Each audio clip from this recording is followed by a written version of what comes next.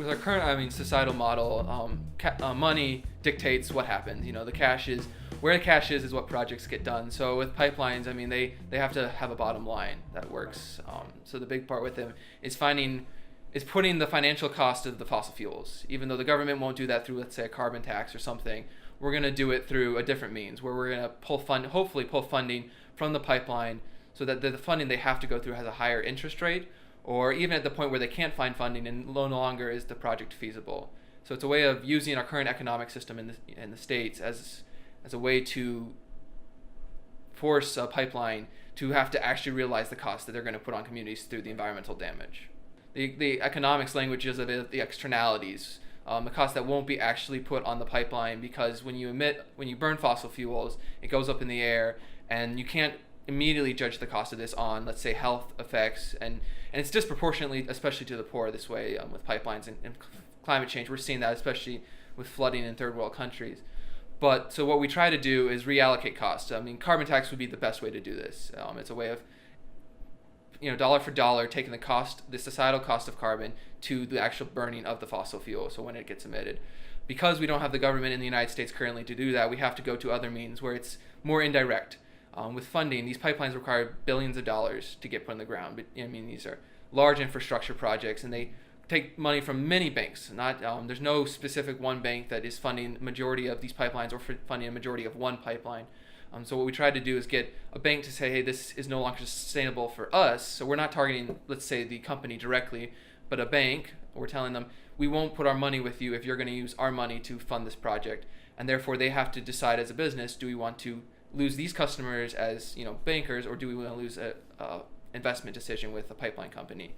And the hope is that, and we've seen this with a lot of international banks where there's more awareness that climate change is actually a real issue that we need to be dealing with right now, to move money away from pipelines as a societal benefit of being a corporation who moves money and can use that to their advantage to help the public achieve their goals when the government is slow and ineffective at doing this. So in that point, it makes them go to other lenders, usually to lenders who can't give them as good of an interest rate, and that's the idea, is that the interest rate on these loans, because there'll be a bank that will want to give these loans no matter what, because there's a bank that probably sees this as a great opportunity, but there's only so much money that bank can give, and if we can get them to a point where they can't give it at the same interest rate, then indirectly the interest rate will raise on them, and it'll cost them more money in the long run to build this pipeline, and hopefully that bottom line will finally go negative on them. There's the more physical presence. Bank protests have popped up.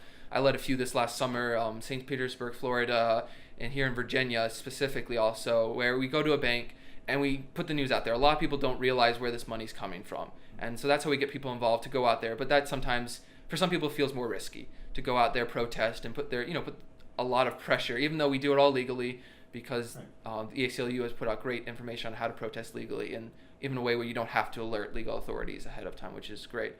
But the more profound way of divestment campaigns is they don't take anything more than you being at your house nowadays, because banks can move money usually online, and opening up a new bank account and moving your money. You see this information, let's say, on social media, which is where a lot of these have started, and you say, oh, that's my bank, I don't want to have my money there. And then we're offering opportunities. Amalgamated Bank is the biggest one right now that most people look at. It's a bank that said, we will not invest in fossil fuels with your money. So with the online banking revolution, it's really easy for someone to say, I want to be involved in this, even if I just have, let's say, $20,000 in my account, or even less than that. I can move that money and feel confident that I'm not funding a pipeline.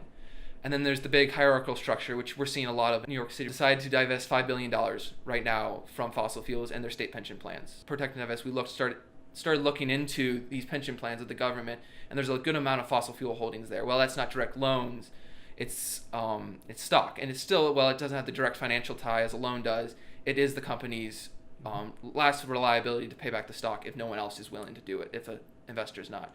So there's three ways we look at it: is the protests, which don't really move the money but bring negative attention, and negative attention, even though some people say any publicity is good publicity, it's really not, and it's costing them time, and it's alerting authorities, hey, maybe this isn't what the public wants, we should change something. But then there's the financial movings, either yourself or getting a pension plan or something government run to move their money. And we're seeing, luckily, in progressive cities, the government is finally getting onto this idea that we don't have to be invested in fossil fuels. Food and Water Watch is where a lot of this research has come out of, which is really beneficial. They've done there's this belt on the east coast of pipelines that is all connected together, and they've basically dissected the funding of every single one of these pipelines. Well, yes, there's this large list of banks, national, United States banks and international.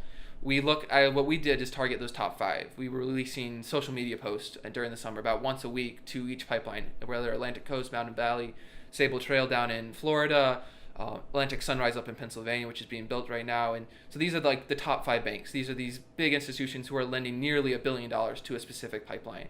A lot of times we're looking like Wells Fargo, JP Morgan and Chase, Bank of America are these huge lenders. And what we'll find is that, especially with Wells Fargo and JP Morgan and Chase, is what I found, is they're the ones who are investing the most. And they're investing significant sums of money, $500 million usually at minimum, in these pipelines across multiple pipelines. They have lots of money to lend, so that's their business decision. But it's not, there's a set of banks that are the big investors. And then there's the smaller banks who are doing a lot of the finishing it off. Right. Where the big banks can't, where they're rather diversifying some other project. I mean, everyone remembers Standing Rock.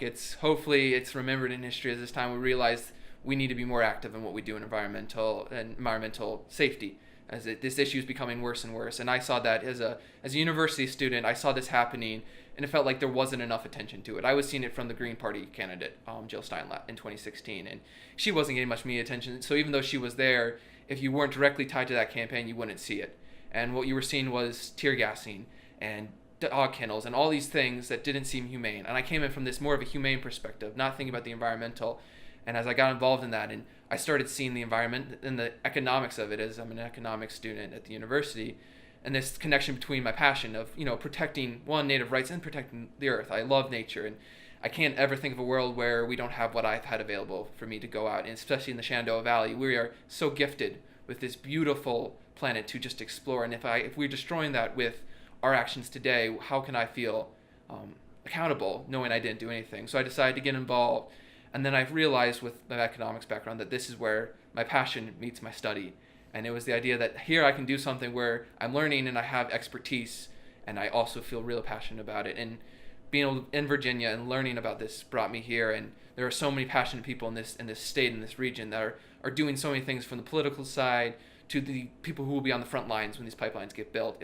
Hopefully they never get built, but if they're going to be, when they do get built, these people will be directly affected. And seeing those people, especially in Lancaster County right now, where I'm originally, around that area where I'm originally from, and seeing these people who their life is completely disrupted because there's a pipeline company coming in there, and they don't care. There's noise, there's mud on the road, there's emissions, and all this stuff comes in, and they never wanted it. And I don't see as a human, a Christian, whatever I want to identify myself as, how I can stand by when this is all happening right next to me. I am definitely hopeful. I don't think we can go into these issues not being hopeful. It's a depressing time in politics. A lot of times we see all these bad things happening, and a negative attitude I don't think lends to any positive outcomes. But I see a lot of positives. Local elected officials and senators stepping up. Senator Kane from Virginia, which is what was really hopeful. He said he wants FERC to reevaluate the pipeline, because when FERC evaluated the pipeline back last year, only 3 people were on the seat, and that was enough to hold the quorum to vote on it, but not the full amount of 5. Now there's 5, and the fact we're having politicians who are willing to stick their neck out for this issue is really hopeful. Besides the fact that there are so many citizens at the local level who are going to fight this pipeline however they can. They've done the legal route. We've showed up to every meeting. We've filed comments at FERC in every place we could, and we're going to continue doing that. But we're starting to see that these politicians realize their jobs are tied to what happens here.